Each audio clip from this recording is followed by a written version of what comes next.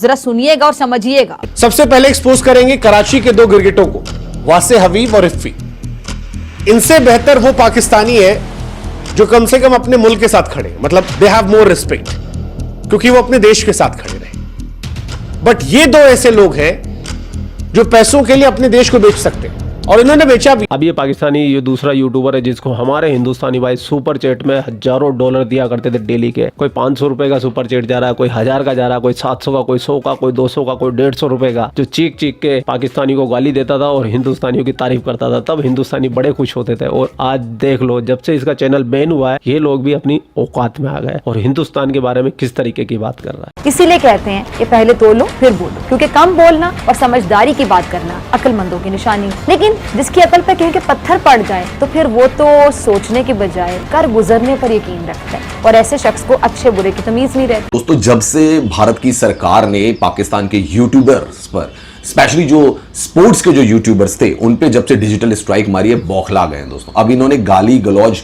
करना शुरू कर दिया है, क्योंकि इनकी एक बहुत बड़ी मेजर सोर्स ऑफ इनकम तो इंडिया का कंटेंट था। क्योंकि इनको कोई भी फर्क नहीं पड़ता कि पाकिस्तान की क्रिकेट टीम की हालत क्या है, इनको सिर्फ फर्क पड़ता है इंडियन क्रिकेटर से और इंडियन क्रिकेट टीम से। इनको हिंदुस्तान से भी कोई लेना देना नहीं है। अरे मैं घंटे में मारता हूं, तुम अपनी माँ की औलाद नहीं होगे अगर तुम लोगों ने वीपीएन लगा के देखा है। बताओ, जाओ चलो, तुम्हारी ऐसी की तैसी देखना, बहनचोद तुम्हारी ऐसी। जाओ मोदी के डंडों में लटको, वरना उससे पूछो कि उसने शिकस्त खाई कैसे, घर में घुस के तुम्हें मारा कैसे, और तुमने सीजफायर ट्रम्प के टट्टे पकड़ के किया क्यों, दुनिया में चप चुका है। अबे कोई राफेल पे छुपेगा नहीं, ये बता रहा हूं। मेरे घर के बच्चे मारेंगे वरना तेरे को पकड़ के। विशाल को जवाब दे। इसने पूरी इंडिया पे लानत पड़वा दी है। इसके हाथों में इंडियंस का खून तलाश करो। ये वो लोग हैं जो पहलगाम में हुए आतंकवादी हमले के बाद तो खामोश थे, लेकिन जब भारत ने इनको जवाब दिया तब भारत के ऊपर अंदर का जिहाद निकाला। शायद ना निकालते अगर भारत डिजिटल स्ट्राइक नहीं करता, इनके पैसों पर एक चोट ना देता। लेकिन जब पैसा मिलना बंद हुआ तो अंदर का जहर निकलना शुरू हुआ। इनको प्यार इंडिया से नहीं था, लाइक्स, फॉलोअर्स और वही था। इसीलिए हमें लगा कि ऐसे दोगले लोगों को आज एक्सपोज करते हैं। और मैं कहता हूं कि भारत सरकार को इनको कंप्लीटली, अगर ये नए चैनल भी बनाते हैं तो वो भी रेस्ट्रिक्ट करना चाहिए। ट्विटर पर जो ये जहरीले अल्फाज डालते हैं वो भी रेस्ट्रिक्ट होने चाहिए पूरी तरीके से। इंस्टाग्राम पर भी होनी चाहिए। कुछ यूट्यूबर्स हैं दोस्तों पाकिस्तान के जो बच गए हैं। मुझे लगता है भारत सरकार को उनके ऊपर भी कड़े से कड़ा एक्शन लेना चाहिए, क्योंकि पाकिस्तान ने और पाकिस्तान के यूट्यूबर्स ने इंडिया को कंज्यूमर की तरह यूज किया है, ग्राहक की तरह यूज किया है। इंडियन जो लोग हैं जिन्होंने चैनल्स बंद किए, उन्होंने हमारी पीठ पे जुरा घोंपा। हम खेलों, हमारी पीठ में कोई छुरा नहीं घोंपा भाईजान। हम काम कर रहे थे। नहीं, ये भी गलत बात है। खेलों के लिए काम कोई कर रहे थे, गलत बात है, ये गलत बात ना करें। हमने हमेशा खेल की कोई बात, छुरा नहीं घोंपा, उनकी पॉलिसी है, उनकी पॉलिसी है। छुरा घोंपना और होता है। आप सब फिर आप अपनी बात कर भाईजान, आप गलत बात करेंगे तो मैं गलत बात नहीं। ये वायरल इसलिए हुए क्योंकि इन्होंने पाकिस्तान को गालियां दी। ये वायरल इसलिए हुए क्योंकि इन्होंने अपने मुल्क के खिलाफ अनाप शनाप बोला, और हिंदुस्तान में कई लोग इनके गाली गलौज को पसंद करते थे। भारत ने एक और बड़ा एक्शन ले लिया है, और डिजिटल स्ट्राइक के बाद मोदी की एक और स्ट्राइक कही जा रही है, और इंडिया की ये स्ट्राइक हुई है पाकिस्तानी फिल्म, पाकिस्तानी ड्रामा और पाकिस्तानी आर्टिस्टों पर। सब कुछ बंद कर दिया है। हर किस्म का, हर तरह का नाता रिश्ता तोड़ दिया है भारत ने पाकिस्तान से। मेरे पीछे जो आप ये चैनल्स के नाम देख रहे हैं ना, ये पाकिस्तानी भिखारिस्तान आतंकिस्तान के चैनल्स हैं जो लगातार प्रोपेगेंडा भारत के खिलाफ में फैलाते हैं, और उसी को लेकर के भारत सरकार ने इनको बैन कर दिया है। अब भारत में इनके चैनल्स नहीं देखे जा सकते। अब ऐसे में भिखमंगे चिल्लाने लगे हैं। ये भिखमंगे जो है अब वो विधवा विलाप करने लग गए हैं, रोने लग गए हैं। भिखमंगों का भीख मिलना कटोरा लेकर के भी आने के बाद खाली हो गया है। ए मोदी जी, पानी बंद किया सो किया, ये एंटरटेनमेंट व हमार बंद नहीं होना चाहिए। इस सज्जन को क्या तकलीफ है भाई? यार मुझे समझ नहीं आ रहा कि मैं हंसूं या रो, क्योंकि पूरे पाकिस्तान का मीडिया ठुक गया। पूरे पाकिस्तान का मीडिया पिल गया लिटरली। हुक्का पानी बंद, ताडा हुक्का पानी बंद करता है, हुन चलो अपने घर रहो। इसमें कसूर की भी बात नहीं है। उन्होंने जो झक मारी है with in a few minutes,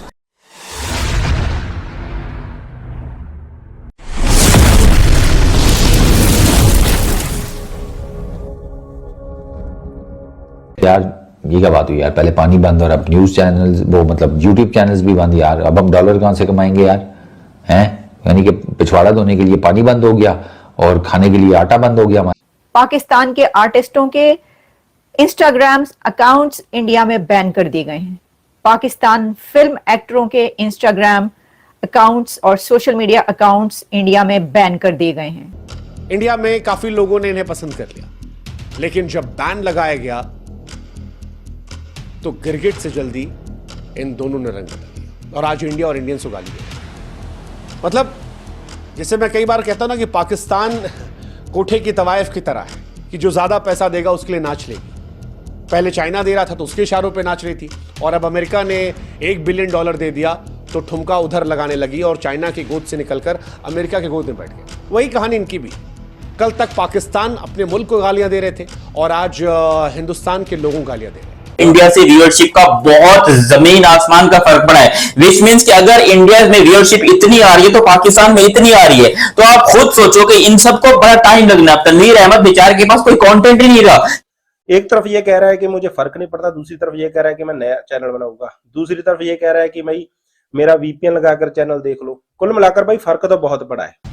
और ये बात पाकिस्तान के तमाम क्रिएटर्स, स्पोर्ट्स स्टार्स, उनके यूट्यूबर समझते थे और इसी वजह से दिन रात हिंदुस्तान की चापलूसी करना, हिंदुस्तान के ऊपर वीडियोस बनाना, हिंदुस्तान का नाम मुंह में पान की तरह रखना, हिंदुस्तान को अपना मक्का मदीना बताना। मतलब आप स्पोर्ट्स में उठा लो तो शायद ही कोई होगा जो विराट कोहली या रोहित शर्मा को एकदम भगवान बना के ना बैठा हो। और उसका कॉन्सेप्ट बड़ा सिंपल था, ये नहीं था कि ये लोग पसंद करते थे, बस इतना था कि इससे व्यूज मिलते थे। दोस्तों इनके व्यूज की संख्या देख लो, जिनके 50-50 हजार व्यूज आते थे उनके 5-5 हजार के व्यूज के लाले पड़ गए हैं। तो दोस्तों क्या साजिश कर रहे हैं? VPN नंबर चेंज कर आ जाओ, वाओ। और कुछ लोग तो अपने नए चैनल बना रहे हैं। ये साफ जाहिर करता है पाकिस्तानी यूट्यूबर्स की बौखलाहट, जो बुरी तरीके से दोस्तों हिल चुकी। ऐसी मैंने अपनी फैमिली को यहाँ तक पहुंचा दिया, हमने जिंदगी में कुछ नहीं किया होगा, सिर्फ एक यूट्यूब चैनल ही हमारा ये होगा, बाकी ये यूट्यूब चैनल खत्म हो जाएगा तो हम रोड पे आ जाएंगे, कल को मैं और सवेरा नीचे खड़े होंगे, हाथ फैला के भीख मांग रहे होंगे, वो आपको सेटिस्फैक्शन देगा। जिसने पाकिस्तान बनने का ख्वाब देखा था, और कैसे बना था पाकिस्तान, याद होना चाहिए आप सब लोगों को, कितनी कुर्बानियां थी हमारे बाउजदाद ने। ऐसे नहीं बना था हमारा प्यारा वतन पाकिस्तान। वाह क्या एक्टिंग कर रहा है। वैसे काफी लोग खुश हैं कि ये जो डिजिटल स्ट्राइक हुई वो अच्छी वजह से हुई, क्योंकि इफ्फी और वासी जैसे लोग जो हैं वो काफी लोग ये मान रहे हैं कि ये कुछ और कह रहे होते अगर इंडिया में बैन नहीं लगाया गया होता। अगर पाकिस्तानी क्रिएटर्स को बैन नहीं लगा होता तो शायद इनकी जबान अलग होती, बट अच्छी बात है कि ये बैन लगा। और अब जब इनकी इनकम खत्म हो गई है तो इनकी मजबूरी है कि पाकिस्तान की आवाम को खुश करना है। तो पाकिस्तान की आवाम को खुश करने के लिए हिंदुस्तान में गंदा बोलेंगे तभी खुश होगी वो, और ये बोल रहे हैं। बहुत जगहों पर ब्रेक हो चुकी है, दूर दूर तक पहुंच चुकी है, और वो खबर ये है, Another diplomatic strike by the Indian government on Pakistan after the attack. बहुत से ऐसे पाकिस्तानी यूट्यूब चैनल्स हैं जो कि भारत की तरफ से बैन कर दिए गए हैं। ऐसे माहौल में, ऐसी सूरत हाल में जलती पे तेल डालना कोई दानिशमंदी नहीं होती। पाकिस्तान क्यों मतलब भारत क्यों? और मैं डर पता किस चीज से रहा था कि दोनों देश में से किसी एक ने ऐसी चबल मार देनी है। ये चैनल ब्लॉक करके कोई वहां पे कोई सिक्योरिटी के हालात अच्छे हो सकते हैं तो ठीक है भाई। शोएब अख्तर का चैनल भी उन्होंने उड़ा दिया है। उन्होंने तो अल्लाह माफ करे, बच्चा तो हरामी नहीं होता। तो पहले तो मैं आपको ये दिखाता हूं कि भिखमंगे कैसे जो है वो रो रहे हैं, और उसके बाद इनका जवाब भी देंगे। सबसे पहले सुनिए कि एक और भिखमंगा जिसका चैनल बैन नहीं हुआ, खुशकिस्मती उसकी है, या उसको इतना हम लोग कोई वैल्यू नहीं देते हैं, तो शायद वो ऐसे तो वैल्यू किसी को हम नहीं देते हैं भिखारियों को, लेकिन उसका चैनल बैन नहीं हुआ तो क्योंकि हमें लगता है कि उसके बारे में कोई मतलब नहीं उसका, तो शायद अभी तक बैन नहीं हुआ, आगे शायद हो जाए। तो वो क्या बक रहा है जरा सुनिए, पता चलेगा कि दर्द भी है और दर्द दिखाना भी नहीं है, मार भी लिया गया है, बताना भी नहीं है कि सूझा है कि नहीं। जरा देखिए। मैच इंडिया का हो, IPL का हो, पाकिस्तान की टीम का हो, PSL का हो, आगे पीछे कहीं का भी हो, तो वो तो सिर्फ और सिर्फ क्रिकेट के ऊपर बात करता है। तो क्रिकेट के अंदर तो पॉलिटिक्स को घुसाने की ज़रूरत नहीं थी मेरे नज़दीक, लेकिन वो उन्होंने पकड़ के क्रिकेट के अंदर पॉलिटिक्स क्या घुसाई है, समझे, बस डंडा दे दिया पूरे का पूरा पॉलिटिक्स का। वैसे तो मैंने इनका YouTube नहीं देखा है, लेकिन जो थोड़ी बहुत क्लिप्स सोशल मीडिया के सहारे आया करती थी उसमें गला फाड़ कर चिल्लाना, बाबर आजम जो इनके मुल्क का सबसे बड़ा खिलाड़ी है उसको घंटे का किंग कहना, और दिन रात पाकिस्तान क्रिकेट टीम को, पाकिस्तान को गालियां देना। और उसके साथ रोहित शर्मा विराट कोहली का पैर छूते रहे। मालिक प्रणाम। इस वजह से ये मशहूर हो और चैनल्स बैन करके तो अब हर कोई ये फील कर रहा है कि हमने बहुत अच्छा काम किया है। आई डोंट नो, आपको अगर लगता होगा अच्छा काम किया तो ठीक है यार। ये बात कहना कि भाई पाकिस्तान में लोग इंडिया से पैसा नहीं खाते या इंडिया से दुकान नहीं चलती, ये बात गलत है। मैं एज अ पाकिस्तानी और as a YouTuber, as a professional influencer, मैं ये बात कहता हूं कि भाई इंडिया से व्यूअरशिप का बहुत जमीन आसमान का फर्क पड़ा है। लेकिन इनका जो मेन कंटेंट अभी तक दोस्तों रहा है वो इंडियन क्रिकेट टीम रही है। अब आप देखें ना, पाकिस्तान में पीएसएल चल रही है, लेकिन उसके बारे में कोई कंटेंट नहीं बनाएगा। कंटेंट किसके बारे में बनेगा? आईपीएल के बारे में। पाकिस्तान की क्रिकेट टीम चाहे न्यूजीलैंड में खेल रही हो, लेकिन भारतीय क्रिकेट टीम क्या कर रही है उस पर ये सारे लोग कंटेंट बनाते थे, जिसपे एक बहुत बड़ी डिजिटल स्ट्राइक जो है वो भारत की सरकार ने इन पे लगाई, रोकथाम लगाई। और अब दोस्तों इससे बौखला गए। अब ये बिल्कुल गाली गलौज पर आ गए हैं। इनके एक यूट्यूबर है, उसका नाम है मट्टी, वो अब हम लोगों को गाली गलौज कर रहा है कि भैया ये कर दिया, कर दूंगा, वो कर दूंगा, और साथ ही साथ अपील भी कर रहा है कि वीपीएन के जरिए मुझे देखने आओ। भाई अगर तू इतना बड़ा पाकिस्तान परस्त है, अगर तू इतना बड़ा देशभक्त है पाकिस्तान का, तो रिक्वेस्ट क्यों कर रहा है कि वीपीएन के जरिए? और अगर तेरे अंदर इतनी हेकड़ी आ गई है कि मैं दिखा दूंगा, मैं बहुत हार्ड आऊंगा, मैं ये कर दूंगा, मैं वो कर दूंगा, तो भाई रिक्वेस्ट क्यों कर रहा है कि वीपीएन के जरिए मुझे देखने आओ?